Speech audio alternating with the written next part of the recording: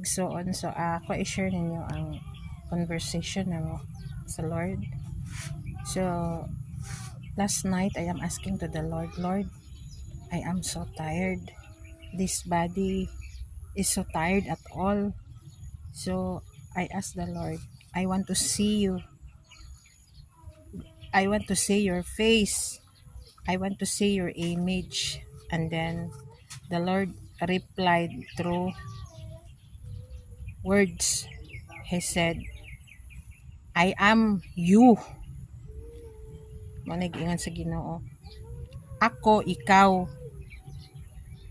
And gusto ko mukuyog ni mo Ginoo. Ang sabi ni Lord, there are many souls to rescue.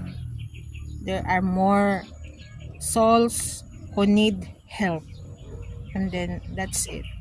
So I said, okay. In the book of Genesis, ang sabi ng Panginoon, lalangin natin ang tao kagaya ng ating imahe.